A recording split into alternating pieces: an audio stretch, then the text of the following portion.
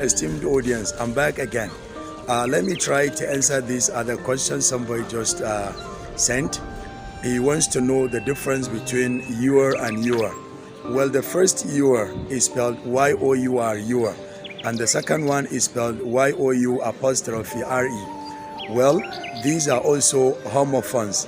And if you do remember, in the previous video, I explained that homophones are the words that sound the same, but they are spelled differently, and of course, they do have different meanings.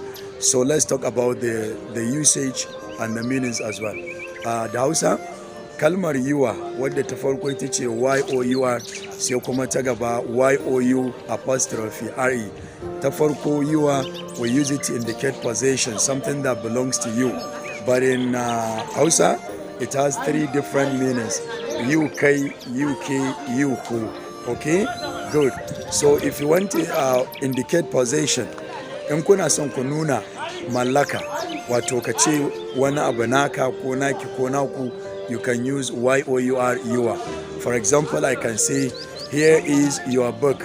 Ga littafin ka ko ga littafin ki. And I can say, where is your mobile phone?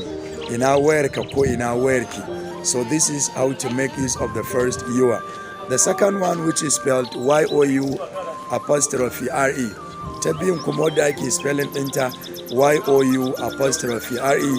This one is the contracted form for you are. If you want to sound like a native English speaker, you don't need to waste your time saying you are. In gana so ka turanci na gwanaye na gwaninta ba sai ka ce you are ba. Misali dan na so in ce you are my friend, okay? Ni kai abokina ne ko mace ce ke kawata ce, kawai sai in ce you are my friend.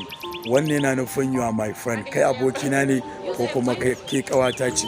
Well, listeners, that's the little effort I'd like to give you for now, because we are very busy, okay? I'm at this location. We're shooting this Canyon English movie titled The Princess of Galma. So we need your prayerful wishes for Allah to bless the project, and I hope you're gonna look forward to watching the effort, okay? Love you, bye for now. Good luck with your English.